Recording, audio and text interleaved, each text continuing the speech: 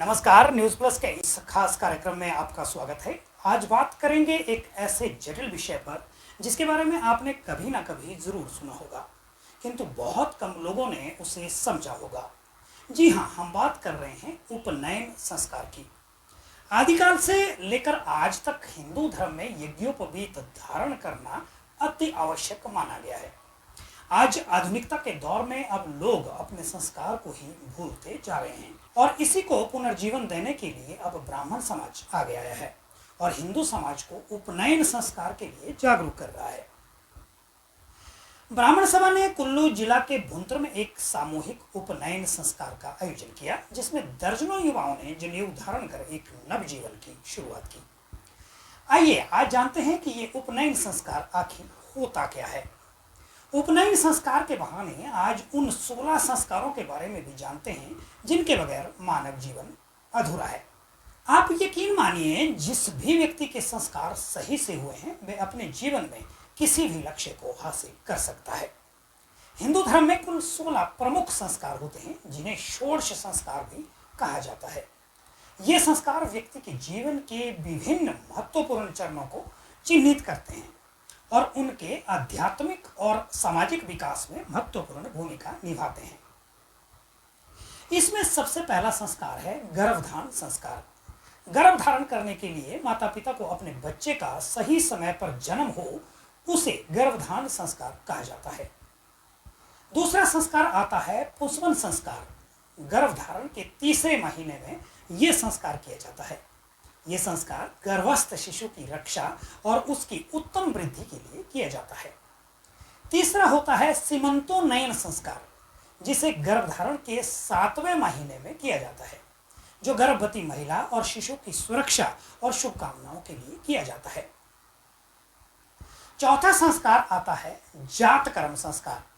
यह शिशु के जन्म के बाद किया जाने वाला संस्कार है, जो नवजात शिशु के स्वास्थ्य और दीर्घ आयु की कामना के लिए किया जाता है।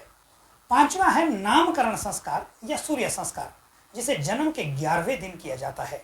इस दिन शिशु के नामकरण किया जाता है। छठा संस्कार है निष्क्रमण संस्कार, जिसे शिशु के पहले बार घर से बाहर निकलने के समय किया जाता है ताकि जीवन में आने वाले संघर्षों का सामना करने का बल मिल सके। सातवां है अन्नप्राशन संस्कार। यह संस्कार तब होता है जब शिशु को पहली बार भोजन खिलाया जाता है। यह संस्कार बालक के जन्म के 6 महीने बाद किया जाता है। और आठवां संस्कार होता है चूड़ाकरण संस्कार।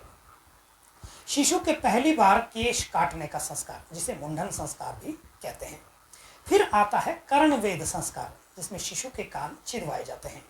फिर आता है विद्यारंभ संस्कार, अर्थात जब बालक पहली बार शिक्षा ग्रहण की ओर अग्रसर हो रहा है, अर्थात शिक्षा की शुरुआत का संस्कार, जिसमें शिशु को पहली बार अक्षर ज्ञान कराया जाता है।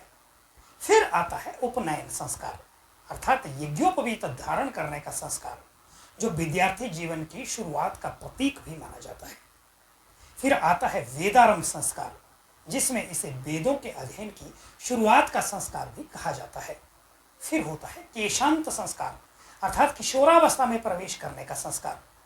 फिर होता है समावर्तन संस्कार, अर्थात विद्यार्थी जीवन की समाप्ति और गृहस्थ जीवन की शुरुआत का संस्कार। फिर 15वां संस्कार आता है विवाह संस्कार, जिसमें 2 व्यक्तियों का वैवाहिक बंधन में बंधने का अनुष्ठान किया जाता है। और अंत में आता है हमारा 16वां संस्कार, जिसे हम अंत्येष्टि संस्कार भी कहते हैं। यह मृत्यु के बाद किया जाने वाला संस्कार है, जिसे अंतिम संस्कार या श्राद्ध भी कहा जाता है। ये तो थे हमारे 16 संस्कार, किंतु आज हम बात करेंगे उपनयन संस्कार की। उपनयन संस्कार अर्थात जिसमें जनेऊ धारण करवाया जाता है, यह हमारे जीवन का सबसे मुख्य संस्कार है, जिसे हमें जानना अति आवश्यक है, क्योंकि इसके पीछे एक पूरा विज्ञान छिपा है। अपने कंधे पर यह पवित्र धागा हमें एहसास करवाता है कि हम जीवन में कुछ बंधनों से बंधे रहें, अर्थात इंसान निरंकुश ना हो। यह धागा मनुष्य को धर्म से दूर नहीं होने देता। जनेऊ को बनाने की प्रक्रिया बहुत ही जटिल है। जिस व्यक्ति को जनेऊ धारण करना है, उसकी लंबाई से 9 गुना लंबा धागा लिया जाता है। फिर उसे 3 लड़ी में बांट दिया जाता है। इस धागे की लंबाई को 4 अंगुलियों के चारों ओर 96 बार घुमाया जाता है, जिसे 96 चौवा भी कहते हैं।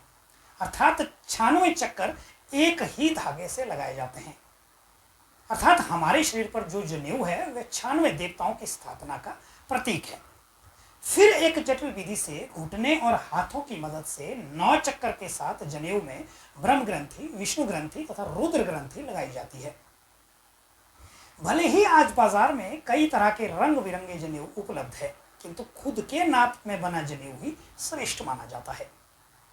जनेऊ को देवकर्म में बाएं कंधे पर तथा पितृकर्म में दाएं कंधे पर धारण करते हैं। हालांकि जनेऊ को लेकर लोगों में कई भ्रांतियां मौजूद है। कुछ लोग ऐसा मानते हैं कि केवल ब्राह्मण ही जनेऊ पहनते हैं, लेकिन ऐसा नहीं है। हिंदू धर्म में किसी भी वर्ण के व्यक्ति जनेऊ धारण कर सकते हैं। कुछ लोग जनेऊ को धर्म से भी जोड़ते हैं, जबकि इसका आधार वैज्ञानिक भी है। कुछ लोग जनेऊ को केवल एक धागा समझते हैं, किंतु ऐसा नहीं है। इसके पीछे पूरे का पूरा विज्ञान छिपा हुआ है। आप में से बहुत ही कम लोगों को पता होगा कि जनेऊ पहनने से व्यक्ति को लकवा अर्थात पैरालाइज से सुरक्षा मिल जाती है। अर्थात जिस व्यक्ति ने सही से जनेऊ धारण किया है और वह सभी नियमों का सही से पालन कर रहा है, उसे पैरालाइज होने का खतरा काफी कम हो जाता है। बहुत कम लोगों को यह भी पता होगा कि व्यक्ति को 2 जनेऊ धारण करवाए जाते हैं। जनेऊ को जब आप खोल के देखेंगे तो उसमें वास्तव में 2 जनेऊ होते हैं, जिसे मात्र एक धागे की मदद से एक साथ बांधा जाता है ताकि वह अलग ना हो। ये 2 जनेऊ पुरुष को एहसास दिलाते हैं कि उसे 2 पक्षों की रक्षा करनी है, एक पितृपक्ष और दूसरा पत्नी पक्ष। एक और प्रश्न आता है कि यज्ञोपवीत अर्थात जनेऊ बाएं कंधे पर ही क्यों रखा जाता है। इसके पीछे भी वैज्ञानिक पृष्ठभूमि है। शरीर के पृष्ठ भाग में पीठ पर जाने वाली एक प्राकृतिक रेखा है जो विद्युत प्रवाह की तरह कार्य करती है। यह रेखा दाएं कंधे से लेकर कटी प्रदेश के स्थित होती है। यह नैसर्गिक रेखा लाजवंती वनस्पति की तरह होती है, अर्थात हल्के से स्पर्श से हमारी ये नर्व्स एक्टिव रहती है, और जब ये एक्टिव रहती है तो मनुष्य में क्रोध, अहंकार, लालच, घृणा, ईर्ष्या जैसे कई विकार अपनी सीमा नहीं लांघ पाते, और इसी नर्व्स को एक्टिव रखने का काम जनेऊ करता है। सारनाथ की अति प्राचीन बुद्ध की प्रतिमा का सूक्ष्म निरीक्षण करने से उनकी छाती पर भी यज्ञोपवीत की सूक्ष्म रेखा दिखाई देती है। जनेऊ को बाएं कंधे से दाएं कमर तक धारण किया जाता है। यह क्षेत्र कई महत्वपूर्ण नाड़ियों और एक्वाप्रेशर बिंदुओं से जुड़ा होता है। ये कहा जाता है कि जनेऊ के नियमित संपर्क से शरीर में ऊर्जा का प्रवाह संतुलित रहता है और स्वास्थ्य में सुधार होता है। एक और प्रश्न जो बहुत प्रमुखता से पूछा जाता है वह यह कि शौच के समय जनेऊ को कान के ऊपर क्यों रखा जाता है। शास्त्रों के अनुसार दाएं कान में आदित्य, वसु, रुद्र, वायु, अग्नि, धर्म, वेद, वरुण, सम एवं सूर्य आदि देवताओं का निवास है, और जब हम शौच जाते हैं तो जनेऊ को इसी कान पर रखा जाता है, और शौच के बाद हमें अपने आप को पूरी तरह से शुद्ध कर सही से हाथ धोकर ही जनेऊ को कान से उतारा जाता है, क्योंकि जनेऊ धारण किए हुए व्यक्ति को यह पता होता है कि उसने अपना जनेऊ कई देवताओं के हवाले किया है। अब वह पूरी तरह से शुद्ध होकर ही अपने दाएं कान की तरफ हाथ ले जा सकता है, अर्थात जनेऊ हमें पूर्ण शुद्धता का एहसास दिलाता है। दाएं कान को इतना महत्व देने का वैज्ञानिक कारण यह भी है कि दायां कान गुप्तेंद्रियों और अंडकोश के आपस में विभिन्न संबंध से जुड़ा हुआ है। यह बात आयुर्वेद में सिद्ध भी की गई है कि जिन बच्चों को वस्त्र गीला करने की आदत है, उनको यदि दाएं कान में धागा बांधा जाए तो यह प्रवृत्ति रुक जाती है, क्योंकि दाएं कान से हमारे शरीर के कई अंग जुड़े हुए हैं। आपने यह भी देखा होगा कि किसी भी उदंड जानवर को यदि दाएं कान से पकड़े तो वह उसी क्षण नरम हो जाता है। तो जो लोग ये सोचते हैं कि जनेऊ केवल धार्मिक चीज है, ये गलत है। यह अपने आप में एक संपूर्ण विज्ञान है। यज्ञोपवीत में 3 सूत्र होते हैं जो त्रिमूर्ति ब्रह्मा, विष्णु और महेश का प्रतिनिधित्व करते हैं। ये व्यक्ति को त्रिगुण सत्य रज तम का स्मरण कराते हैं, जो उसके जीवन को संतुलित और संयमित बनाने में सहायक होते हैं। यहाँ आपको एक बात बता दें कि जनेऊ पहनने से व्यक्ति में मानसिक अनुशासन और आत्म संयम की भावना विकसित होती है। ये एक निरंतर याद दिलाने का तरीका है कि व्यक्ति अपने धार्मिक और नैतिक कर्तव्यों का पालन करे।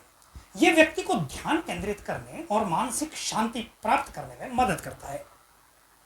आज आपने जाना कि व्यक्ति के कंधे पर लटका एक छोटा सा धागा कितना महत्वपूर्ण है। किंतु दुख होता है कि इतने महत्वपूर्ण संस्कार को आज इंसान भूलता जा रहा है। बेहद कम लोग होंगे जिन्होंने अपने जीवन में यज्ञोपवीत को लगातार धारण किया हुआ है। आइए आपको लिए चलते हैं राधा कृष्ण मंदिर भुंतर, जहां लोगों को यज्ञोपवीत संस्कार की जटिलता को समझाने तथा समाज को इस संस्कार के प्रति जागरूक करने के लिए एक सामूहिक यज्ञोपवीत संस्कार का आयोजन किया। आपको बता दें कि कुल्लू जिला में पहली बार इस तरह के कार्यक्रम का आयोजन किया गया।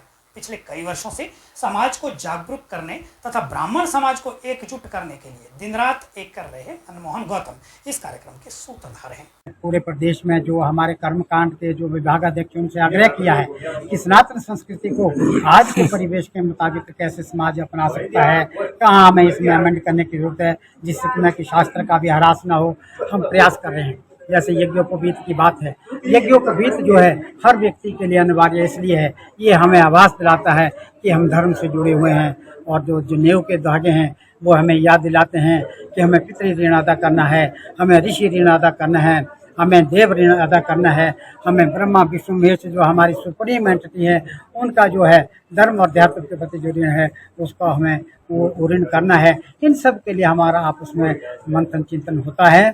हमारा प्रयास है कि आने वाले वर्ष में हिमाचल प्रदेश में शास्त्र और देव संस्कृति ज्ञान है ये देश दुनिया में जाना जाएगा। इसके लिए हमारा निरंतर प्रयास जारी है। आपको बता दें कि इस जन जागरूकता कार्यक्रम में मनमोहन गौतम अकेले नहीं है। उनके साथ पिछले कई वर्षों से कई विद्वान जुटे हुए हैं, जिनमें हर व्यक्ति का अपना एक विजन है और अपना एक मिशन है, जिनमें विशेषकर सेवानिवृत्त पर्यटन अधिकारी देवराज शर्मा, लीला गोपाल शर्मा, खेमराज शर्मा सहित कई अन्य विद्वान इस कार्य में जुटे हैं ताकि हमारा समाज अपने 16 संस्कारों के प्रति जागरूक हो।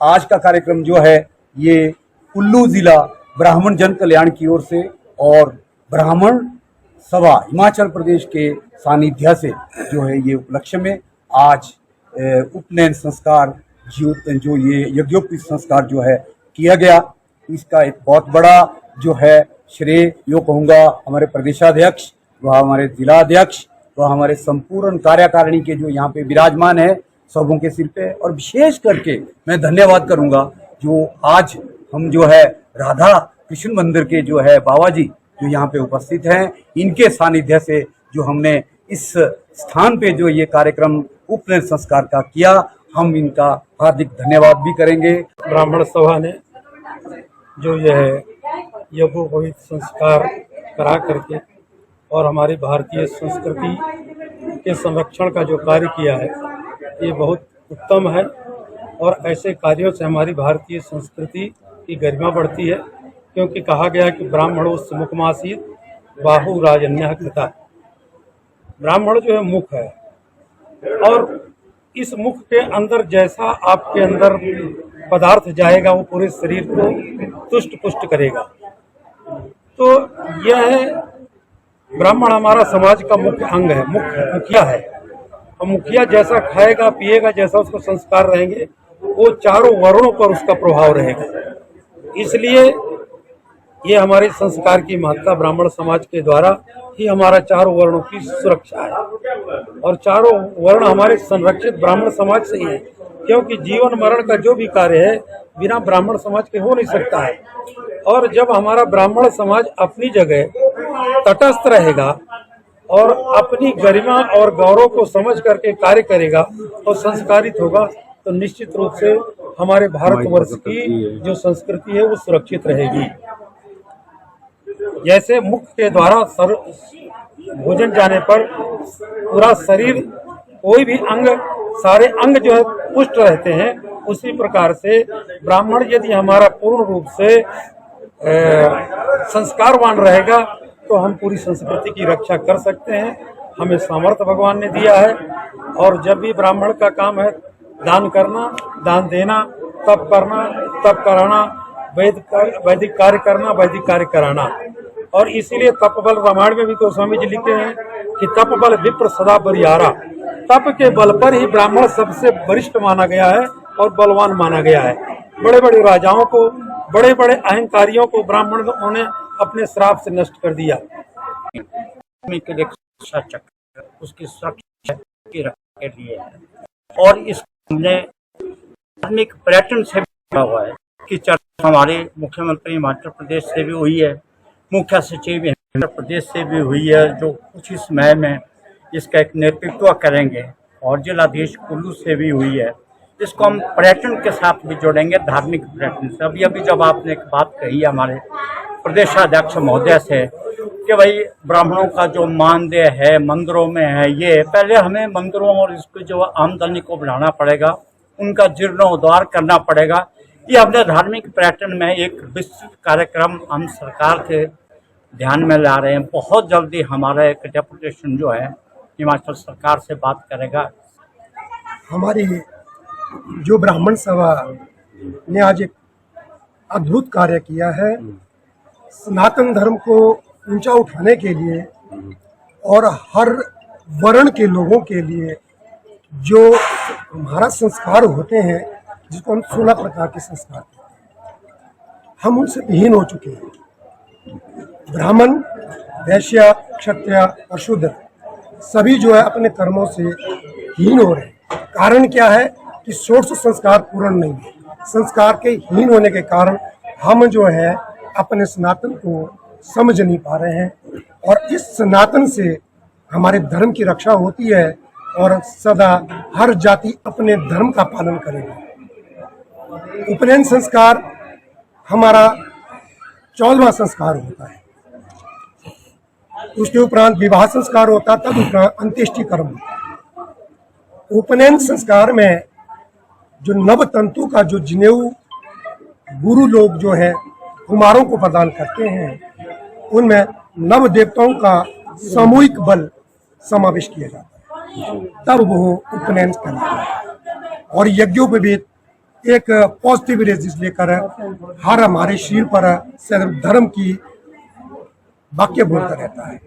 हर इंसान, हर कुमारक जब भी कोई कुकर्म करने की चेष्टा करेगा, सामाजिक बल से या किसी कारण बल से करना चाहता है, लेकिन हमारी अंतरात्मा उपनयन संस्कार जिसका पूर्ण हुआ, उस जनेऊ की एक अंतरात्मा जागती है और वो पुनः उसको जागृत करती है कि मत ये अधर्म के हीन है, धर्म का कार्य है, इसको मत करिए, पुनः धर्म की ओर जाइए।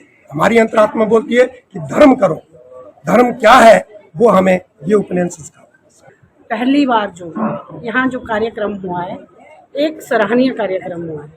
इसके बधाई के पात्र सभी जितने भी पदाधिकारी हैं हमारे यहाँ पर ब्राह्मण सभा के। सबसे पहले मैं बधाई देना चाहूँगी हमारे प्रदेश अध्यक्ष मनमोहन गौतम जी को, जो इनके कर कमलों द्वारा जो है ये कार्यक्रम आगे बढ़ा। और उसके बाद मैं यहाँ सभी जितने भी पदाधिकारी हैं उनको भी कहना चाहूँगी, इन्होंने जो सहयोग दिया और जो ये सहयोग दे रहे हैं आज के टाइम में, आज जो देख रहे हैं व्यथा कैसी हो रही है, बच्चे जो है किस दिशा में जा रहे हैं। जो आज कार्यक्रम किया है, जो जनेऊ यहाँ पे बच्चों को डाले गए हैं, ये सबसे बड़ी बात है। मैं उन माताओं से भी आग्रह करना चाहूँगी कि अपनी माताएं जो हम घर में हम जो संस्कार देते हैं, तो इन जनेऊ को जो जनेऊ डाले हैं, तो इसका क्या महत्व है आज इनको समझाया गया है। इस कार्यक्रम के प्रायोजक हैं भारत भारती स्कूल ढालपुर कुल्लू, जिसने जीता है पिछले 50 वर्षों से छात्रों का भरोसा। Smart mobile zone Shangri complex Kullu, जो है स्मार्ट लोगों की पहली पसंद। ग्लोबल विलेज स्कूल हुरला, यहाँ शिक्षा के साथ साथ आप सीख सकते हैं और भी बहुत कुछ।